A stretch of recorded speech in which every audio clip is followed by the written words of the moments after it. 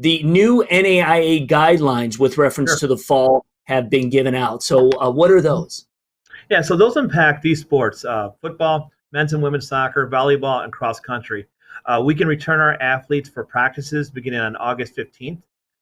They can come back right now to work out in individual workouts, although, as you know, in our current state with the state of Michigan, at what level we're at in southeastern Michigan, we can't use fitness centers and gyms right now. So that's not available to them, but they could if our state was allowing it. But beginning August 15th, we'll have sanctioned practices.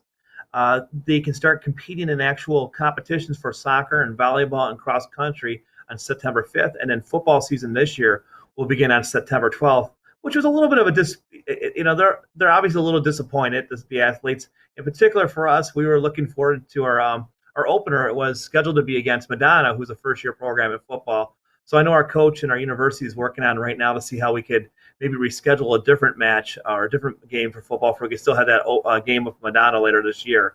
But there's like the football season went from 11 games to 9. Soccer's going from 18 to 14.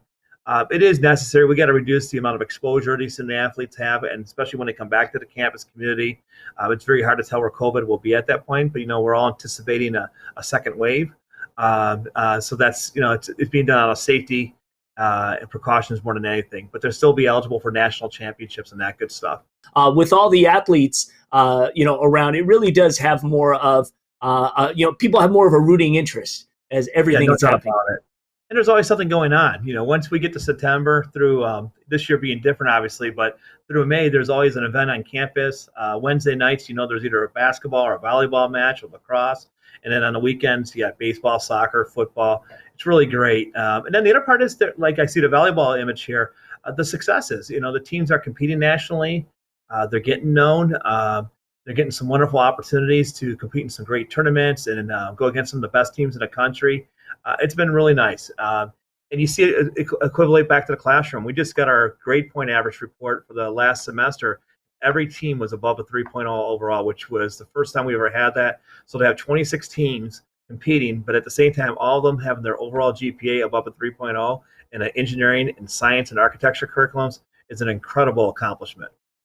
Through the athletics website and through whatever program it is that you would like to see, if you could have an opportunity to play for Lawrence Tech, you can go ahead and recruit yourself. It's a very unique tool. Yeah. And I would tell you, all our coaches are still working right now, and that's what most of them are looking at right now. They're looking at videos that they're receiving from recruits because they can't go out and recruit physically right now like we used to. So please send your highlight videos in. Our coaches will get to it, and they look forward to learning more about those who are interested. And don't doubt yourself. There's a spot for everybody. So get your stuff in. Our coaches are always interested in somebody who first and foremost wants to get that Lawrence Tech degree, and then we'll be committed to working hard for one of our teams. Well, there you go. And Kevin, how long have you been at Lawrence Technological University? Since 2001. I started off in career services, and then in 2007, I had the opportunity to start the Dean of Students role. So yeah, it's been great. It's a nice family here.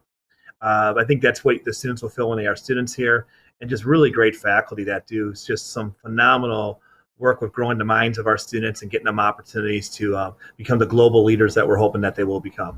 What makes Lawrence Technological University such a special place to get an education? And if you are a student athlete, the opportunities afforded to those individuals as well.